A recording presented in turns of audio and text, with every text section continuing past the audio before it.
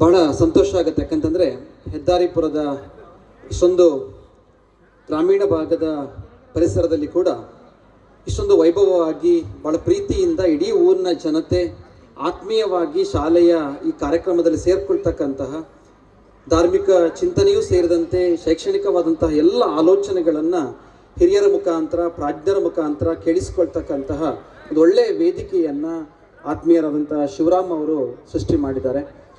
ಹಿಂದಿನ ಇಬ್ಬರು ಅಭ್ಯಾಗತರು ಮಾತನಾಡುವಾಗ ಕೂಡ ಇಬ್ಬರು ಬಹಳ ಹೆಮ್ಮೆಯಿಂದ ಹೇಳಿದರು, ಯಾಕೆ ಶಿವರಾಮ್ ಅವರು ಈ ಶಾಲೆಗೆ ಈ ಊರಿನಲ್ಲಿ ಇಷ್ಟೊಂದು ಕಷ್ಟಪಡ್ತಾರೆ ಅಂತ. ಯಾಕಂದರೆ ನಾನು ಹೊಸದೊಂದು ಮಾಡಬೇಕು ಅಂತ ಹೊರಟಾಗ ಒಂದು ಉದ್ಯಮವನ್ನು ಯಾವ್ದಾದ್ರು ಒಂದು ಬೇರೆ ಬೇರೆ ರೀತಿಯ ಬಿಸ್ನೆಸ್ ಅನ್ನು ಮಾಡಲಿಕ್ಕೆ ಪ್ಲಾನ್ ಮಾಡ್ತಾರೆ ವಿನಃ ಶಾಲಾ ಅಥವಾ ಕಾಲೇಜನ್ನು ಕಟ್ಟಲಿಕ್ಕೆ ಅಷ್ಟು ಸುಲಭದಲ್ಲಿ ಮನಸ್ಸು ಮಾಡೋದಿಲ್ಲ. ಯಾಕಂದರೆ ಅದು ಕೇವಲ ಒಂದು ಕಟ್ಟಡವನ್ನು ಕಟ್ಟಿ ಆದಾಯವನ್ನು ಗಳಿಸ್ತಕ್ಕಂತಹ ಸುಲಭದ ಉದ್ಯಮ ಅಲ್ಲ. ಅದು ಅಲ್ಲ, ಎಲ್ಲ ಉದ್ಯಮವೂ ಕಷ್ಟವೇ.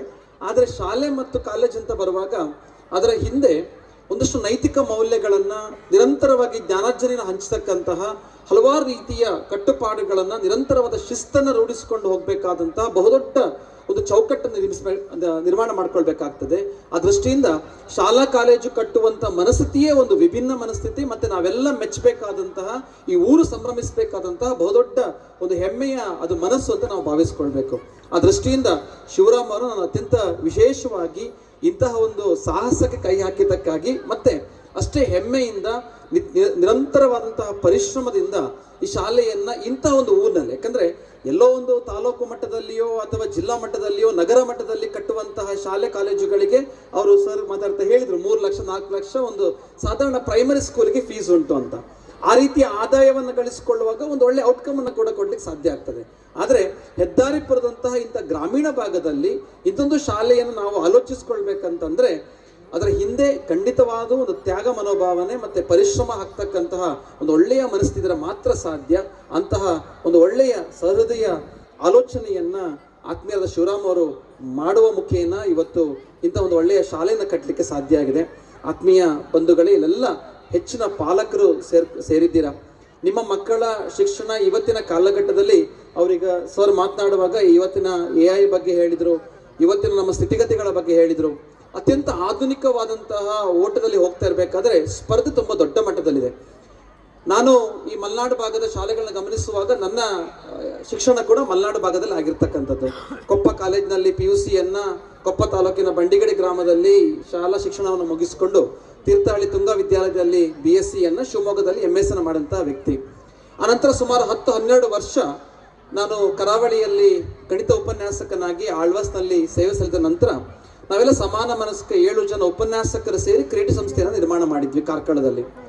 ಯಾಕೆ ಈ ಮಾತನ್ನು ಹೇಳಲಿಕ್ಕೆ ಇಷ್ಟಪಡ್ತೇನೆ ಅಂತಂದ್ರೆ, ಮಲೆನಾಡು ಭಾಗದಲ್ಲಿ ಹುಟ್ಟಂತಹ ನಮಗಳಿಗೆ ಈ ಮಣ್ಣು ಗಳಿಸಿಕೊಟ್ಟಂತ ಅತ್ಯಮೂಲ್ಯವಾದಂತಹ ಶಕ್ತಿ ಏನು ಅಥವಾ ವರ ಏನು ಅಂತ ಕೇಳಿದ್ರೆ, ನಾಯಕತ್ವ ಗುಣವನ್ನ ಎಲ್ಲರಿಗಿಂತ ಹೆಚ್ಚು ಮುಂದಾಳತ್ವದಲ್ಲಿ ವಹಿಸಿಕೊಳ್ತಕ್ಕಂತಹ ಒಂದು ಬಹುದೊಡ್ಡ ಕಲೆಯನ್ನ ಶಕ್ತಿಯನ್ನ ಈ ಮಣ್ಣು ಕಲಿಸಿಕೊಡ್ತದೆ.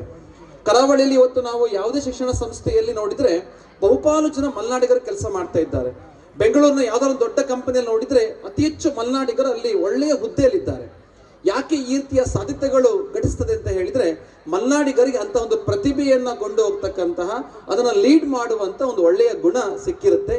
ಯಾಕೆಂತಂದ್ರೆ ಈ ಮಣ್ಣು ಹಾಗೆ ನಮ್ಮನ್ನು ಕಲಿಸಿಕೊಡ್ತದೆ.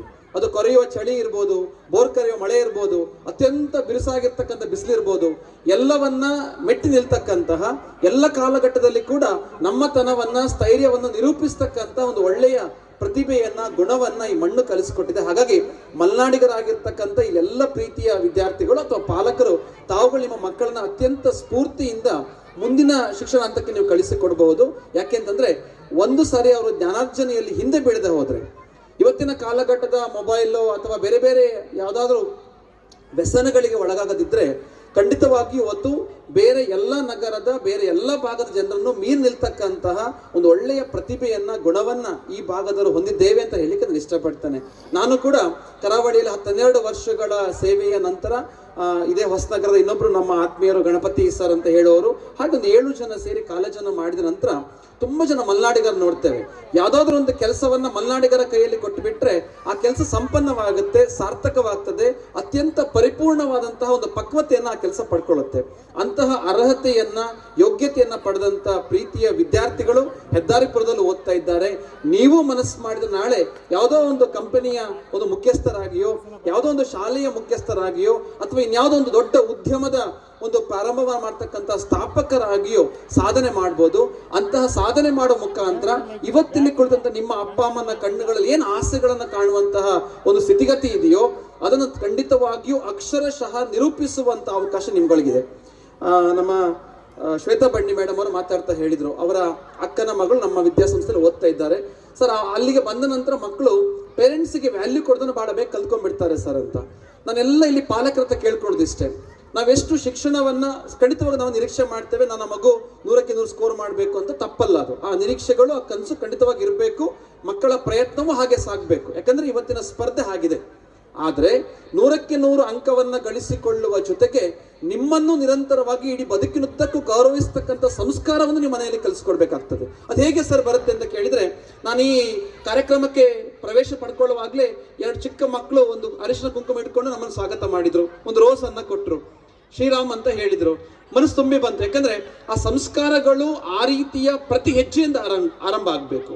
ಹೆದ್ದಾರಿಪುರದ ಈ ಶಾಲೆ ಯಾವ ತತ್ವವನ್ನ ಕಲಿಸಿಕೊಡುತ್ತೆ ಅಂತ ಹೇಳಿದ್ರೆ, ನಾವು ನಮ್ಮ ಭಾರತೀಯ ಪರಂಪರೆಯನ್ನು ಗೌರವಿಸ್ತಕ್ಕಂಥ, ಉಳಿಸಿಕೊಂಡು ಹೋಗುವಂತಹ ಬಹುದೊಡ್ಡ ಆಲೋಚನೆಯೊಂದಿಗೆ ಮನೆಯ ಅಪ್ಪ ಅಮ್ಮನನ್ನೂ ಗೌರವಿಸಿ, ಗುರು ಹಿರಿಯರನ್ನು ಗೌರವಿಸಿಕೊಂಡು ನಾವು ಬದುಕಿನಲ್ಲಿ ಗೆಲ್ಬೇಕು ಅಂತ ಹೇಳುವ ಬಹುದೊಡ್ಡ ಆಶಯವನ್ನ ಕಟ್ಟಿಕೊಡ್ತದೆ.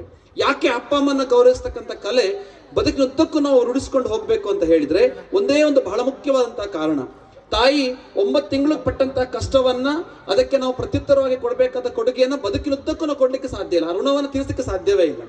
ಅಪ್ಪ ಆಕಾಶದಷ್ಟು ಕನಸುಗಳನ್ನು ಹೊತ್ತು ದಿನಂಪ್ರತಿ ಬೆವರು ಚೆಲ್ಲುವಾಗ ಮಕ್ಕಳು ಒಂದು ಹಂತದಲ್ಲಿ ಬೆಳೆದು ನಿಂತ ನಂತರ ಯೋಚನೆ ಮಾಡುವಂತ ಪರಿಯನ್ನು ನಾವು ಯೋಚಿಸಬೇಕು. ಇವತ್ತಿನ ಕಾಲಘಟ್ಟದಲ್ಲಿ ಅದೇ ಅಪ್ಪ ಅಮ್ಮನ ಹತ್ರ ಹಣವನ್ನು ತೆಗೆದುಕೊಳ್ತಾರೆ, ನಂಗೊಂದು ಬೈಕ್ ಬೇಕು ಅಂತ ಹೇಳ್ತಾರೆ. ಆ ಬೈಕಿನ ಮೇಲೆ ಅಪ್ಪ ಅಮ್ಮನ ಆಶೀರ್ವಾದ ಅಂತ ಬರೀತಾರೆ. ಅಪ್ಪ ಅಮ್ಮನ ಆಶೀರ್ವಾದ ಅಂತ ಹೇಳಿ ಕೇವಲ ನಾಮಫಲಕದಲ್ಲಿ ಹಾಕಿಕೊಂಡ್ರೆ ಮುಗ್ದಿಲ್ಲ. ಜೀವನ ಪರ್ಯಂತ ಪ್ರತಿ ಕ್ಷಣ ಆ ತಾಯಿಯ ತ್ಯಾಗವನ್ನ, ತಂದೆಯ ಮಮಕಾರವನ್ನ ಕಾಪಿಟ್ಟುಕೊಂಡು ಒಂದು ಜಪದ ರೀತಿಯಲ್ಲಿ ಅದು ಉಪಾಸನೆ ಮಾಡ್ತಕ್ಕಂತಹ ಗುಣವನ್ನು ನೀವು ನಿಮ್ಮ ಮಕ್ಕಳಲ್ಲಿ ಕಲಿಸಬೇಕಾಗ್ತದೆ. ಅದು ಹೇಗೆ ಸರ್ ಕಲಿಸ್ಬೋದು ಅಂತ ಕೇಳಿದ್ರೆ, ಪ್ರತಿ ಕ್ಷಣ ಪ್ರತಿ ಹೊತ್ತು ನಿಮ್ಮ ಮಗುವನ್ನ ಶಾಲೆಗೆ ಕಳಿಸ್ಬಿಟ್ರೆ ಆಗ್ಲಿಲ್ಲ, ಶಿಕ್ಷಕರೆಲ್ಲ ನೋಡ್ಕೊಳ್ತಾರೆ, ಸಂಸ್ಥೆಯಲ್ಲಿ ನೋಡಿತಂದ್ರೆ ಆಗ್ಲಿಲ್ಲ, ದಯಮಾಡಿ ಅವರ ಮೇಲೆ ಒಂದು ಕಣ್ಣನ್ನ ಇಡಿ. ಎಲ್ಲ ಹೆತ್ತವರಿಗೆ ಕೂಡ ತಮ್ಮ ಮಕ್ಕಳು ಯಾವತ್ತೂ ಅಮೂಲ್ಯರೇ, ಅನನ್ಯರೇ.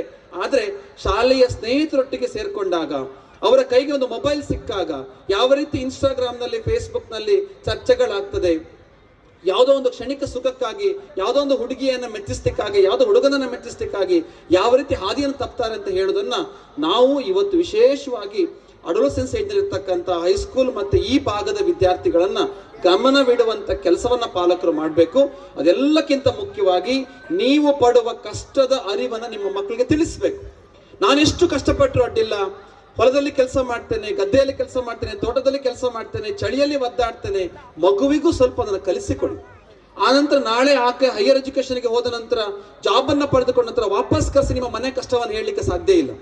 ಯಾವ್ದಾದ್ರು ಒಂದು ಮಗು ಇವತ್ತು ನನಗೊಂದು ಒಳ್ಳೆ ಐಸ್ ಕ್ರೀಮ್ ಬೇಕು, ಪಿಜ್ಜಾ ಬೇಕು, ಬರ್ಗರ್ ಬೇಕು ಅಂತಂದ್ರೆ, ಪಾಲಕರು ತಾವು ಹಣ ಇಲ್ದಿದ್ರು ಜೇಬಿನಲ್ಲಿ ಅಲ್ಲಿ ಒಂದು ಲೋಟ ನೀರನ್ನು ಕುಡಿದುಕೊಂಡು ಮಕ್ಕಳಿಗೆ ಬೇಕಾದ 150-200 ರೂಪಾಯಿಯ ಬಹುದೊಡ್ಡ ಖರ್ಚಿನ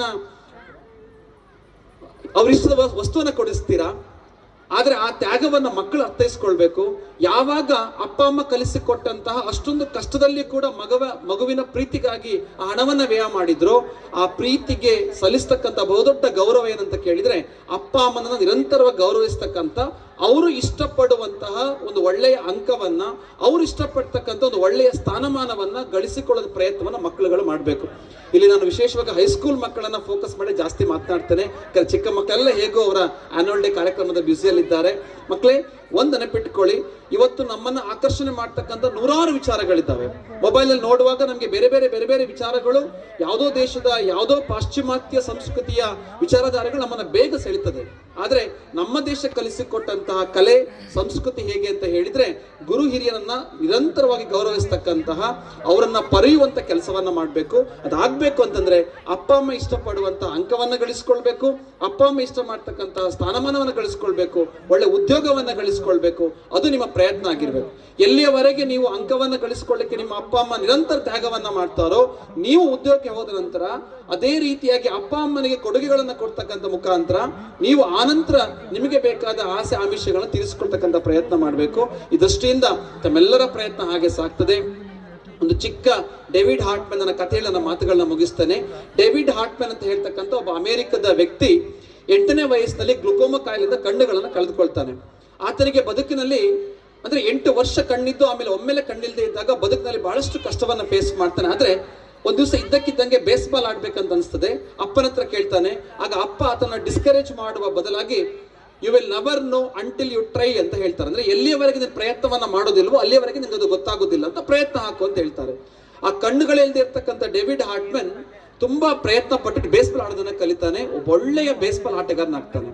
ಆಮೇಲೆ ಹೈಸ್ಕೂಲ್ ನಲ್ಲಿ ಒಳ್ಳೆಯ ಶಿಕ್ಷಣವನ್ನ ಪಡೆದು ತುಂಬಾ ಕಷ್ಟಪಟ್ಟು ಓದಿ ಬ್ರೈಲ್ ಲಿಪಿಯಲ್ಲಿ, ಯಾಕಂದ್ರೆ ಕಣ್ಣುಗಳು ಕಾಣೋದಿಲ್ಲ, ಮುಟ್ಟಿ ಆ ಬ್ರೈಲ್ ಲಿಪಿಯ ಮುಖಾಂತರ ಓದುವ ಹವ್ಯಾಸವನ್ನು ಮಾಡ್ಕೊಳ್ತಾನೆ. ಒಳ್ಳೆಯ ಸ್ಕೋರ್ ಅನ್ನ ಮಾಡ್ತಾನೆ. ವಿಜ್ಞಾನಕ್ಕೆ ಸೇರ್ಬೇಕು ಅಂತ ವಿಜ್ಞಾನ ವಿಭಾಗವನ್ನ ಆಯ್ಕೆ ಮಾಡ್ಕೊಳ್ತಾನೆ. ಆಮೇಲೆ ದ್ವಿತೀಯ PUC ಯಲ್ಲಿ ಅತಿ ಹೆಚ್ಚು ಅಂಕವನ್ನ ಗಳಿಸಿಕೊಳ್ಳೋ ಮುಖಾಂತರ ಮೆಡಿಕಲ್ಲೇ ಮಾಡ್ಬೇಕಂತ ಹೊರಡ್ತಾನೆ. ಯೋಚನೆ ಮಾಡಿ, ಒಬ್ಬ ಕಣ್ಣಿಲ್ದೇ ಇರ್ತಕ್ಕಂಥ ವ್ಯಕ್ತಿ ಮೆಡಿಕಲ್ಲೇ ಓದ್ಬೇಕು ಅಂತ ಹೊರಡ್ತಾನೆ. ಇವತ್ತು ಕಣ್ಣುಗಳಿರ್ತಕ್ಕಂಥ ಎಷ್ಟೋ ಜನರು ಮೆಡಿಕಲ್ ಮಾಡೋದು ಕಷ್ಟ ಇರುವಂತಹ ಸಂದರ್ಭದಲ್ಲಿ ಆತ ಮೆಡಿಕಲ್ ಕೋರ್ಸ್ ಅನ್ನು ಮಾಡಬೇಕು, ಡಾಕ್ಟರ್ ಆಗ್ಬೇಕಂತ ಹೊರಡ್ತಾನೆ. ಸುಮಾರು 10 ಯೂನಿವರ್ಸಿಟಿಗಳಿಗೆ, ವೈದ್ಯಕೀಯ ವಿಶ್ವವಿದ್ಯಾಲಯಕ್ಕೆ ಅವನು ಅಪ್ಲೈ ಮಾಡ್ತಾನೆ. ಎಲ್ಲಾ ಯೂನಿವರ್ಸಿಟಿಗಳು ಕೂಡ ಅವನು ರಿಜೆಕ್ಟ್ ಮಾಡುತ್ತೆ, ಯಾಕಂದ್ರೆ ಕಣ್ಣಿಲ್ದವನು ಹೇಗೆ ಮೆಡಿಕಲ್ ಮಾಡ್ತಾನೆ ಅಂತ. ಆದ್ರೆ ಕೊನೆಗೆ ಫಿಲಡೆಲ್ಫಿಯಾದ ಟೆಂಪಲ್ ಯೂನಿವರ್ಸಿಟಿ ಆಫ್ ಮೆಡಿಸಿನ್ ಅಂತ ಹೇಳುವ ಒಂದು ವೈದ್ಯಕೀಯ ವಿದ್ಯಾಲಯ ಆತನಿಗೆ ಸೀಟ್ ಕೊಡ್ತಕ್ಕಂಥ ಮನಸ್ಸನ್ನ ಮಾಡುತ್ತೆ. ಆಮೇಲೆ ಆತ ಮೆಡಿಕಲ್ ಕೋರ್ಸ್ ಅನ್ನು ಮಾಡಿರುವಂಥದ್ದು ಬಹುದೊಡ್ಡ ಇತಿಹಾಸ. ತುಂಬಾ ಕಷ್ಟಪಟ್ಟು ಎಕ್ಸ್ರೇ ನೋಡ್ತಕ್ಕಂಥ, ರೋಗಿಗಳನ್ನ ಪರೀಕ್ಷೆ ಮಾಡ್ತಕ್ಕಂಥ ಪ್ರಕ್ರಿಯೆಯಲ್ಲಿ ತುಂಬಷ್ಟು ಪರಿಶ್ರಮವನ್ನ ಹಾಕ್ತಾನೆ. ತದನಂತರ ಆತ ಯೋಚನೆ ಮಾಡ್ತಾನೆ, ಡಾಕ್ಟರ್ ಹೋದ ನಂತರ ವೈದ್ಯಕೀಯವಾಗಿ ರೋಗಿಗಳನ್ನ ಪರೀಕ್ಷೆ ಮಾಡ್ಲಿಕ್ಕೆ ಸಾಧ್ಯ ಇಲ್ಲ, ಯಾಕೆ ಕಣ್ಣಿಲ್ಲ. ಆ ಕಾರಣಕ್ಕಾಗಿ ಆತ ಸೈಕಿಯಾಟ್ರಿಸ್ಟ್ ಆಗುವ ಪ್ರಯತ್ನವನ್ನ ಮಾಡ್ತಾನೆ. ಅಂದ್ರೆ ಮನಸ್ಸು ಅರ್ಥ ಮಾಡ್ಕೊಳ್ಳಿ, ಕಣ್ಣು ಬೇಡ, ಹೃದಯ ಇದ್ರೆ ಸಾಕು, ಕಿವಿ ಇದ್ರೆ ಸಾಕು ಅಂತ ಹೇಳಿ ಆತ ಮನೋವೈದ್ಯನಾಗ್ತಾನೆ. ಇವತ್ತು ಜಗತ್ತಿನ ಎಲ್ಲ ಪ್ರಖ್ಯಾತ ಮನೋವೈದ್ಯರ ಪಟ್ಟಿಯನ್ನು ತೆಗೆದು ನೋಡಿದ್ರೆ ಡೇವಿಡ್ ಹಾರ್ಟ್ಮನ್ ಹೆಸರು ಅಗ್ರಪಂಕ್ತಿಯಲ್ಲಿ ಕಾಣ್ತದೆ. ಅಂದ್ರೆ ಒಬ್ಬ ಕಣ್ಣಿಲ್ದೇ ಇರ್ತಕ್ಕಂಥ ವ್ಯಕ್ತಿ ಅಷ್ಟು ಪ್ರಖ್ಯಾತ ವೈದ್ಯನಾಗ್ತಾನೆ ಅಂತಂದ್ರೆ ಆತನಿಗೆ ಬಹುದೊಡ್ಡ ವೈಕಲ್ಯವೇ ಕಣ್ಣಿತ್ತು.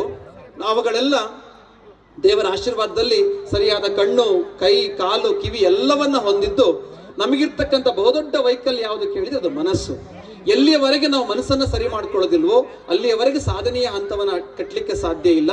ಪ್ರೀತಿಯ ವಿದ್ಯಾರ್ಥಿಗಳೆಲ್ಲ ಗಮನಿಸಬೇಕಾದ ಅಂಶ ಇಷ್ಟೇ, ಒಂದು ಮನಸ್ಸನ್ನ ಗಟ್ಟಿ ಮಾಡಿ, ನಾನು ನನ್ನ ಮನೆಗಾಗಿ, ನನ್ನ ಊರಿಗಾಗಿ, ನನಗಾಗಿ ನಾನು ಓದ್ತೇನೆ, ಅದರ ಮುಖೇನ ಬಹುದೊಡ್ಡ ಸಾಧನೆಯನ್ನ ಮಾಡ್ತೇನೆ, ಅದರ ಮುಖೇನ ನನ್ನ ಅಪ್ಪ ಅಮ್ಮ ನನ್ನ ಊರು ಕೊಂಡಾಡುವ ರೀತಿಯಲ್ಲಿ, ನನ್ನ ಊರನ್ನ ಇಡೀ ನಾಡು ಕೊಂಡಾಡುವ ರೀತಿಯಲ್ಲಿ ನಾನು ಪ್ರಯತ್ನಿಸ್ತೇನೆ ಅಂತ ಹೇಳಿ ಮನಸ್ಸನ್ನಿಟ್ಟುಕೊಂಡು ಓದುವ ಪ್ರಯತ್ನವನ್ನ ಮಾಡಿ. TVG ಹೇಳಿದ ಹಾಗೆ, ಹುಲ್ಲಾಗು ಬೆಟ್ಟದಡಿ ಮನೆಗೆ ಮಲ್ಲಿಗೆಯಾಗು, ಕಲ್ಲಾಗು ಕಷ್ಟಗಳ ಮಳೆ ವಿಧಿಸುರಿಯೇ, ಬೆಲ್ಲ ಸಕ್ಕರೆಯಾಗು ದೀನ ದುರ್ಬಲರಿಗೆ, ಎಲ್ಲರೊಳಗೊಂದಾಗು ಮಂಕುತಿಮ್ಮ ಅಂತಂದ್ರೆ ಅಂತ ಬೆಟ್ಟದ ನಡುವೆ ಕೂಡ ನಾವು ಒಂದು ಹುಲ್ಲಿನಂತೆ ಬೆಳಿಬೇಕು. ಕಷ್ಟಗಳು ಬಂದಾಗ ನಾವು ಕಲ್ಲಿನಂತೆ ಇರಬೇಕು. ಕಷ್ಟ ಅಂತ ಹೇಳಿದವರಿಗೆ ನಾವು ಕಲ್ಲು ಸಕ್ಕರೆ ಆಗಿರ್ಬೇಕು. ಎಲ್ರಿಗೂ ನಾವು ಸಹಾಯ ಮಾಡ್ತಕ್ಕಂಥ ಮನಸ್ಸನ್ನ ಬೆಳೆಸ್ಕೊಳ್ಬೇಕು. ಎಲ್ಲದಕ್ಕಿಂತ ಬಹಳ ಮುಖ್ಯವಾಗಿ ಕಷ್ಟಗಳು ಬಂದಾಗ ನಾವು ಹೇಗೆ ಗಟ್ಟಿಯಾಗಿ ನಿಲ್ತೇವೋ, ಕಷ್ಟದಲ್ಲಿದ್ದವರಿಗೆ ನಾವು ಹೇಗೆ ಸಹಾಯವನ್ನ ಮಾಡ್ತೇವೋ ಹಾಗೆ ಎಲ್ಲರೊಡನೆ ನಾವು ಸೇರಿ ಬದುಕುವಂತ ಬದುಕಿನ ಕಲೆಯನ್ನು ರೂಢಿಸಿಕೊಳ್ಬೇಕು. ಆ ದೃಷ್ಟಿಯಿಂದ ಮನೆಗೆ ಒಳ್ಳೆಯ ಮಗನಾಗಿ, ಮಗಳಾಗಿ, ನಾಳೆ ನಿಮ್ಮ ಕುಟುಂಬಕ್ಕೆ ಅಪ್ಪನಾಗಿಯೋ ಅಮ್ಮನಾಗಿಯೋ ಇಡೀ ಊರಿಗೆ ಒಬ್ಬ ಒಳ್ಳೆಯ ಸಭ್ಯ ನಾಗರಿಕನಾಗಿ ಬದುಕುವಂತ ದೊಡ್ಡ ಬದುಕನ್ನು ತಾವೆಲ್ಲ ಹೊಂದಿ ಅಂತ ಆಶಿಸ್ತಾ, ಮತ್ತೊಮ್ಮೆ ಶಿವರಾಮ್ ಅವರಿಗೆ ವಿಶೇಷ ಅಭಿನಂದನೆ ಸಲ್ಲಿಸ್ತಾ ಈ ಕಾರ್ಯಕ್ರಮಕ್ಕೆ ಬರಲೇಬೇಕು ಅಂತ ಆತ್ಮೀಯರಾದ ನಮ್ಮ ಸದಾನಂದ ಅವರು ಮತ್ತೆ ಶಿವರಾಮ್ ಅವರು ಕೇಳ್ಕೊಂಡ್ರು. ನನಗೆ ಈ ಊರಿಗೆ ಬಂದ ಖುಷಿ ಆಯ್ತು.